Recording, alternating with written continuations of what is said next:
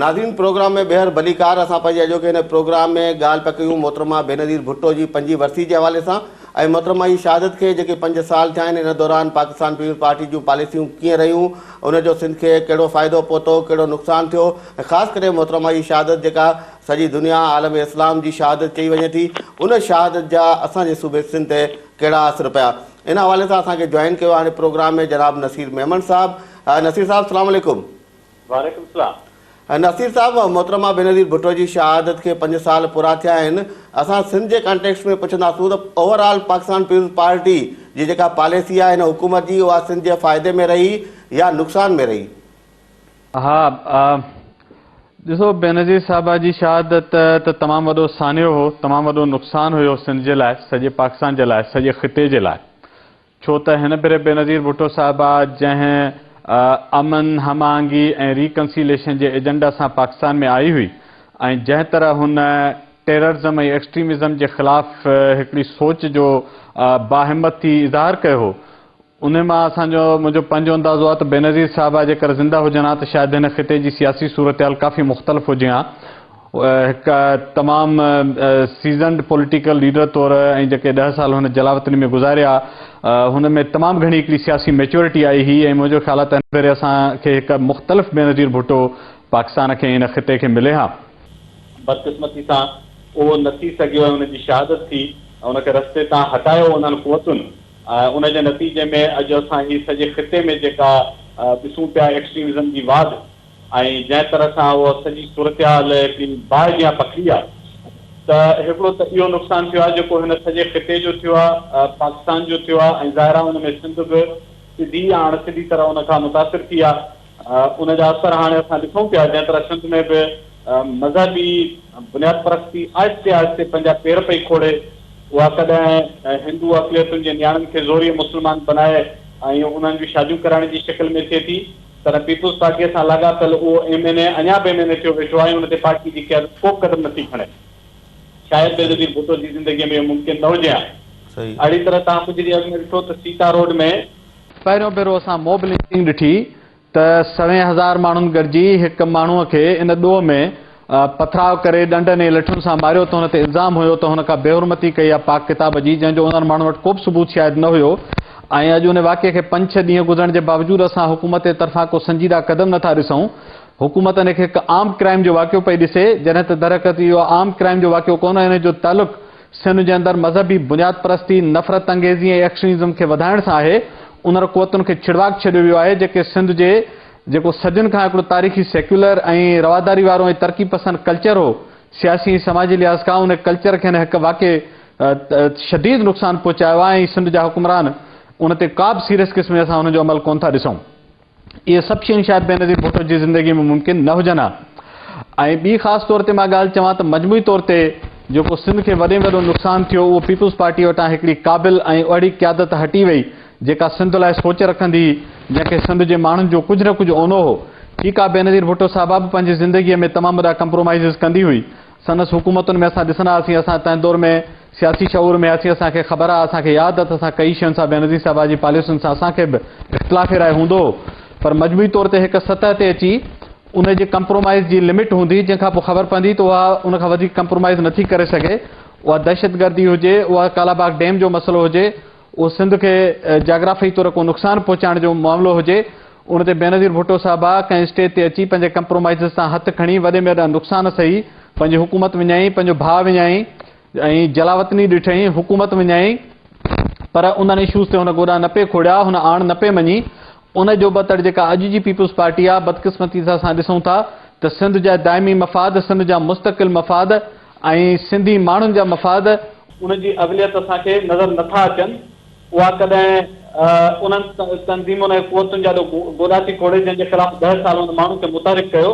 उन्हनि माण्हुनि खे पीपल्स पार्टी में शान मान सां शामिल थी करे, उन्हनि दुनिया सां इताद थी करे ज़ुल्फ़कार आबाद जहिड़ियूं रिथाऊं थी ठाहे, जेके सिधो सो सिंध जे माण्हुनि खे अक़लियत में तब्दील करण जो हिकिड़ो ज़रियो बणिजी सघनि थियूं। इहा ॻाल्हि बिल्कुलु चिटी आहे ऐं उहे सभु स्कीमूं अमल दरमद हेठि अचनि थियूं।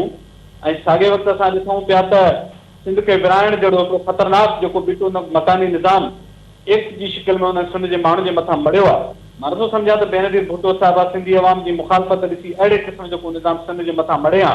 उहा अॼोकी पीपुल्स पार्टी हुन में वेठल हुन जा ज़िम्मेवारानी इहो कमु कनि था त असांखे अॼु बेनज़ीर साहिबा जी 5 वर्सी ते असांखे शिदत सां हुननि जी यादि थी अचे त इन क़िस्म जा सानेहा इन क़िस्म जूं अन्याय ऐं ज़ुल्म शायदि सां उहा पीपुल्स पार्टी न करे हा जंहिंजी क़यादत बेनज़ीर भुट्टो वटि हुजे हा। अॼु जी पीपुल्स पार्टी जी क़यादत सिंध जे आईंदे सां सिंध जे माण्हुनि जे गॾियल ऐं इज्तमाही मफ़ादनि खां असांखे बिल्कुलु लातालुक थी लॻे। करप्शन पंहिंजे इंतिहा ते आहे। मेरिट जो जहिड़ो बेदर्दी सां लताड़ ऐं क़त्लेआम हिन हुकूमत कयो आहे। बेनज़ीर भुट्टो जे साहिबा जे दौर में बि करप्शन जा वाक़िया हुया, मेरिट जी लताड़ जा वाक़िया हुया, पर अहिड़ो अंधेर असां अॻु में न ॾिठो हुयो। त असांखे ॾाढो अफ़सोस थो थिए बेनज़ीर साहिबा जे हिन 5 वर्सीअ ते त बेनज़ीर साहिबा जी पीपुल्स पार्टी जेका अॻु सिंध जी सार लहंदड़ पार्टी हुई उहा हाणे सिंध जे मसइलनि ते न रुॻो लातालुक आहे पर सिंध जे मसइलनि जे हवाले सां सिंध खे नुक़सानु पहुचाईंदड़ फ़ैसिला सरेआम करे रही आहे। उन ते उनखे को अहसासु बि कोन्हे, सिंध जे माण्हुनि जे रद्दमल ते बि उनखे अहसासु कोन्हे को। त इहे अहसास आहिनि अॼु बेनज़ीर साहिबा जी 5 वर्सीअ ते मुंहिंजो। नसीर साहब तव्हां जा सिंध जे सेक्युलर कल्चर जी ॻाल्हि कई त उहो आसे आसे ख़तमु पियो थिए। छा हुनजी ज़िम्मेदार सिर्फ़ु पाकिस्तान पीपुल्स पार्टी आहे? सिंध जूं ॿियूं जेके धुरियूं आहिनि ख़ासि करे उहे धुरियूं जेके सेक्युलर सियासत कंदियूं रहियूं जेके पाकिस्तान जे क़याम खां वठी अॼु ताईं उनजो हिकिड़ो किरदारु रहियो, ख़ासि करे आउं क़ौम परस्त धुरियुनि जी ॻाल्हि कंदुसि, उन्हनि जो किरदारु तव्हांखे किथे थो नज़र अचे? इहो एॾो वॾो वाक़ियो थियो, उन ते को रिएक्शन बि असांखे नज़र न आयो अॼु ताईं। मां बिल्कुलु तव्हांजी ॻाल्हि सां सहमत आहियां। जीअं त तव्हां ॻाल्हि बेनज़ीर साहिब ऐं पीपुल्स पार्टी जी कई त असां कंटेक्स्ट में जो ॾिठो थियो त हुकूमत सिंध में बहरहाल पीपुल्स पार्टी वटि आहे। क़ौम परस्त पार्टियुनि खादी दौर जे पार्टियुनि ऐं रोशन ख़्याल माण्हुनि खे इन मामले ते जेको रोल अदा करणु घुरिजे हा मां एतिराफ़ थो कयां त उहो असांखे नज़र नथो पियो अचे। मूं सम्झे क़ौम परस्त पार्टियुनि जे अॻुवाननि सां ज़ाती तौर राब्ता करण जी कोशिशि कई, उन्हनि खे न्याता मोकिलाया, उन्हनि खे मैसेज कया त ख़ुदा वास्ते वञो सीता में ऐं ख़ासि तौर ते सिंध बचायो कमेटी जा अॻुवान जेके सिंध जे रोशन ख़्याल इतदाल पसंद सियासत जी ऐं समाजी घाड़े जी दावेदारी कनि था उन्हनि खे हींअर ताईं सीता पहुचणु घुरिजे हा। मूंखे अफ़सोस आहे त न पहुता आहिनि, पर मां हिकिड़ी ॻाल्हि बुनियादी करियां त इन्हनि वाक़िअनि खे रोकणु या इन्हनि वाक़िअनि ते रद्द अमल करणु सिविल सोसाइटी जो बि कमु आहे, सियासी धुरियुनि जो बि कमु आहे, पर बुनियादी ज़िम्मेवारी बहरहाल हुकूमत जी थिए थी। असांखे बदकिस्मती सां हुकूमत नज़र उन ॾींहुं बि न आई, उन खां पोइ बि नज़र नथी अचे।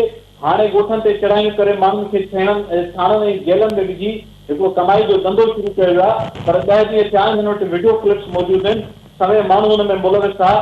अक्सर जवाबदार केरु हुआ, उनजा नाला पधरा हुकूमत छो थी करे, उन्हनि जे पुठियां हथ कंहिंजा हुआ, उन्हनि खे साम्हूं छो थी आणे हुकूमत, उन्हनि माण्हुनि खे पुठियां जेलनि जे सीखुनि जे पुठियां छो थी विझे।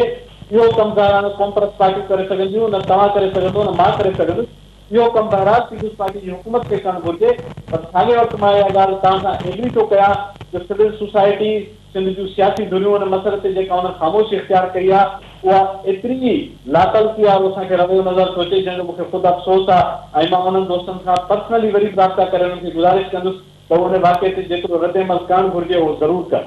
नसीर साहब ब्रेक जो टाइम थिए पियो, आख़िरी सवाल तव्हां खां पुछणु चाहींदुसि त सुभाणे पाकिस्तान पीपुल्स पार्टी जो जेको चेयरमैन आहे बिलावल भुट्टो ज़रदारी, जेको शहीद मोहतरमा बेनज़ीर भुट्टो जो जानशीन बि आहे, उहो बाज़ाब्ता पंहिंजी सियासत शुरू करणु पियो वञे।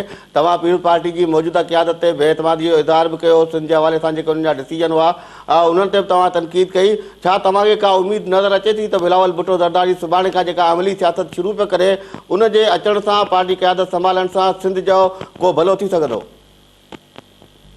हींअर अमली तौर ते त बिलावल भुट्टो असां सम्झणु घुरिजे त सियासत में आहे, छो त उहो पंहिंजी पार्टी जो अॻुवान आहे। हाणे हुन सरगर्म न आहे, हुनजा हक़ वास्ता किथे ॿियनि महफ़ूज़ हुजनि के ॿियनि उहिदेदारनि खे हुन उहे पंहिंजा टास्क असाइन कया हुजनि त उहा ॿी ॻाल्हि आहे, पर मुंहिंजे लाइ त उहो पार्टी चेयरमैन जी हैसियत में अमली सियासत जो हिसो आहे। हींअर ताईं असां हुनखे अवामी सियासत जे अंदरि इन कोन ॾिठो आहे। असां हुनजी हिकु तकरीर ॿुधी आहे जंहिंजे बुनियाद ते को बि नतीजो कढणु मुनासिबु न थींदो।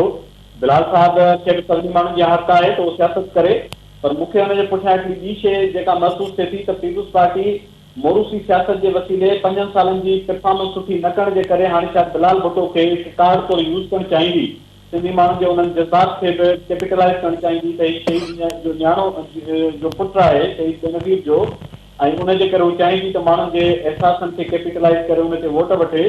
छो त पुठियनि 5 सालनि में पीपुल्स पार्टीअ जी मजमूई कारकर्दगी मुंहिंजे नज़र में त शदीद मायूसी वारी रही आहे। हुनजी क़यादत ते शायदि अहसासु थियो आहे त हुननि जी क्रेडिबिलिटी न रही आहे सिंध में, तंहिंजे करे हाणे हू बिलाल भुट्टो खे अॻियां आणणु चाहींदा इलेक्शन कैंपेन में माण्हुनि जो सिंपैथी वोट वठण लाइ।